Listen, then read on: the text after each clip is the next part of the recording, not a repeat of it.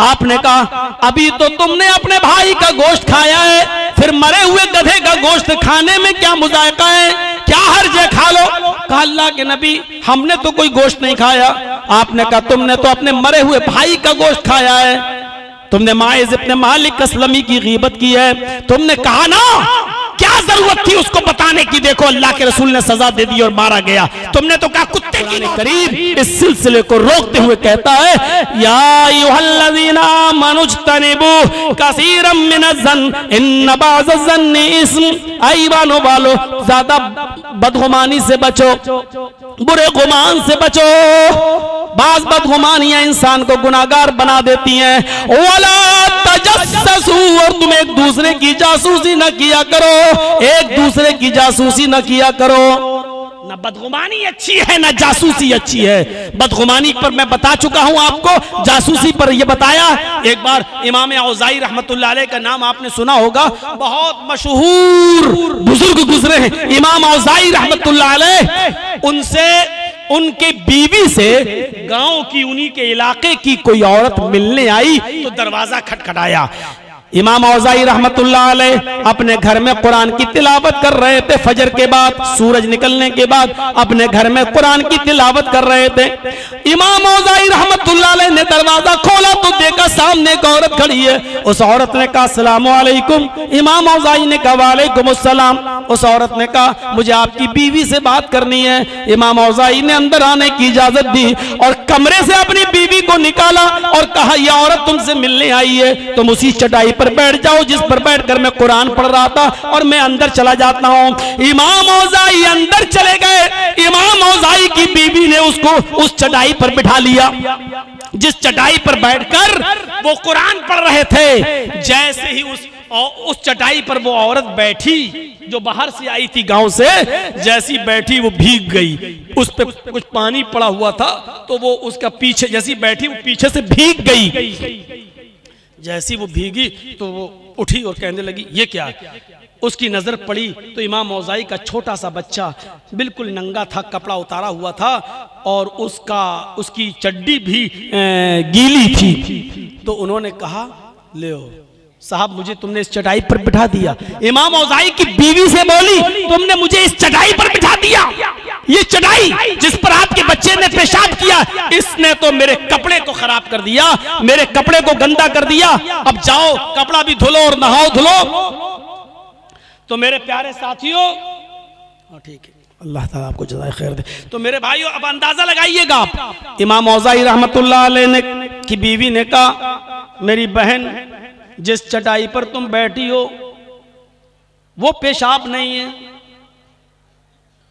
बच्चे ने पेशाब उधर किया है, मैंने कपड़ा उतारा ही था कि तुम आ गई, उसको कपड़ा चेंज नहीं करा पाए। अच्छा कपड़ा बच्चे के जिस्म पर है नहीं, चड्डी गीली पड़ी है और चटाई भी भीगी पड़ी हुई है और तुम कह रही हो बच्चे ने पेशाब नहीं किया। मेरी बहन मैं कह रही हूं कि ये पेशाब नहीं है, तुम बैठ सकती हो, तुम्हें नहाने की जरूरत नहीं, कपड़ा धुलने की जरूरत नहीं। वो औरत बज़िद हो गई, अगर ये पेशाब नहीं है तो क्या है, पानी का कोई बर्तन दिखाई नहीं दे रहा है। जब पानी का कोई बर्तन भी नहीं है तो फिर मैं कैसे मान लूं। इमाम औज़ाई की बीवी ने कहा ये पानी भी नहीं है, कह लो ये पानी भी नहीं है और बच्चे का पेशाब भी नहीं और तुम कह रही हो कि बेफिक्र रहो, मुझे सेटिस्फाई कीजिए, मुझे मुतमईन कीजिए। इमाम औज़ाई की बीवी कहती मैं बताना तो नहीं चाहती थी लेकिन तुमने इत्मीनान कल्बी के लिए मुझे मजबूर कर दिया, इसलिए मैं तुम्हें बता रही हूं। सुनो, जिस चटाई पर तुम बैठी हुई हो इस चटाई पर मेरे शौहर इमाम औज़ाई फजर की नमाज पढ़ाने के बाद आते हैं और इसी चटाई पर बैठकर कुरान की तिलावत करते हैं और कुरान की तिलावत करने के बाद जब सुबह सूरज निकल आता है तो अपने दोनों हाथों को उठाकर वो इस्तिग़फ़ार करते हैं, अल्लाह से मग़फ़िरत तलब करते हैं, अपने गुनाहों की तौबा और इस्तिग़फ़ार करते हैं। फिर वो अल्लाह से जब दुआ मांगते हैं, तौबा करते हैं तो इतना रोते हैं कि उनसे रोते रोते उनके आंखों से जो आंसू गिरते उससे चटाई तर हो जाती है, भीग जाती है। मेरी बहन, तुम जिस चटाई पर बैठी हो उस पर मेरे बच्चे का पेशाब नहीं है, वो मेरे शौहर के आंसू हैं जो तौबा और इस्तिगफार करते करते उनकी आंखों से गिरे हैं। मेरे भाइयों, पूरा वाकया बताने का मकसद ये है, हम जो समझते हैं जरूरी नहीं कि वो हो, बात कुछ और भी हो सकती है। इसलिए कुरान कहता है ज्यादा बदगुमानियां मत करो, किसी के बारे में बदगुमानी से बचो। बाज बदगुमानियां इंसान को गुनाहगार बना देती हैं। फिर कहा जासूसी मत करो। अब तीसरी चीज की तरफ आइए, वला यग़्तब बाज़ुकुम बाज़ा, तुम में से कोई किसी की गीबत भी न करे, पीठ के पीछे कोई किसी की बुराई न करे।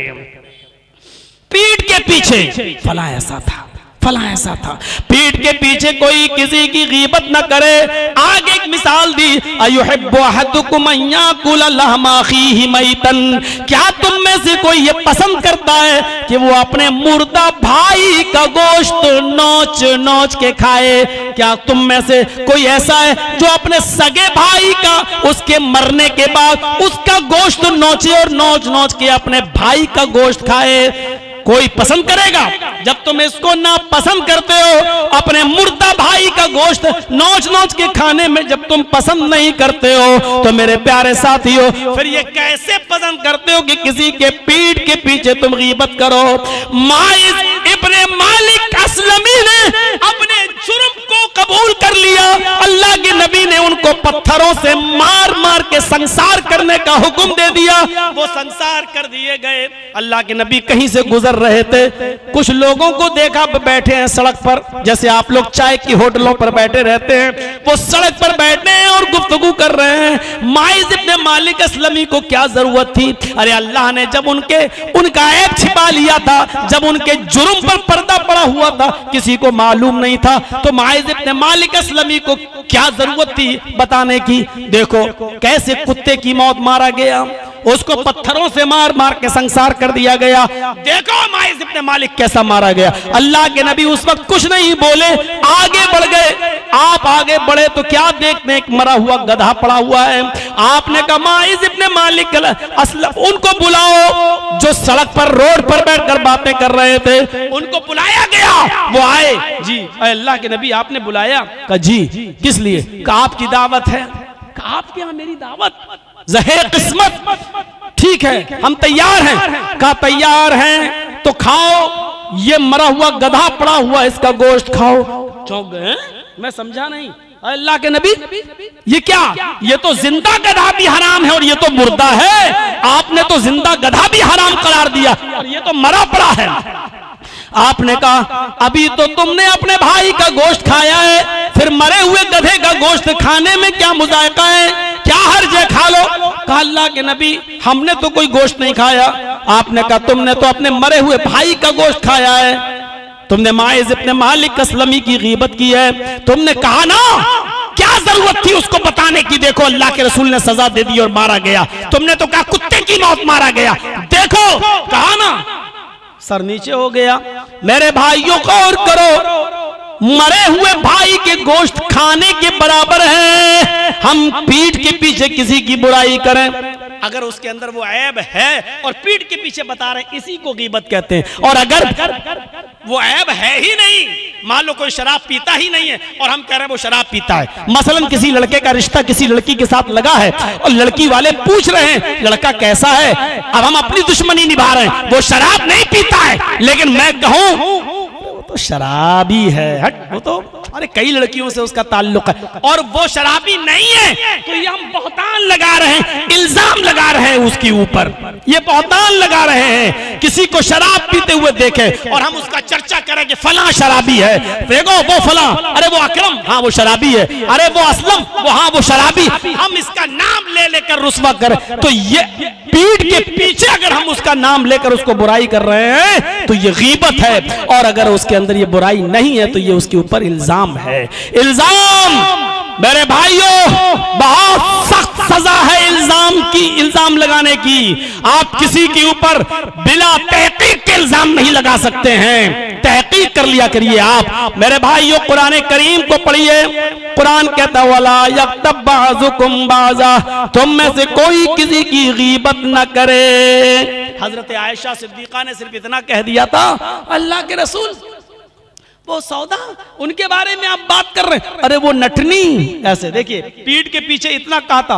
अच्छा वो पस्त कद की, वो नटनी, वो नाटे कद की, वो आपकी बीवी जो छोटे कद की है, पस्त कद की। अल्लाह के नबी ने इतनी बात सुनी, फरमाया आयशा आज तुमने अपने मुंह से ऐसा जुमला निकाला है, ऐसा कलमा निकाला है, ऐसा वर्ड यूज किया है, अगर तुम्हारी जबान से निकले हुए इस वर्ड को, इस लफ्ज को अगर समंदर में डाल दिया जाए तो पूरे समंदर का पानी कड़वा हो जाए।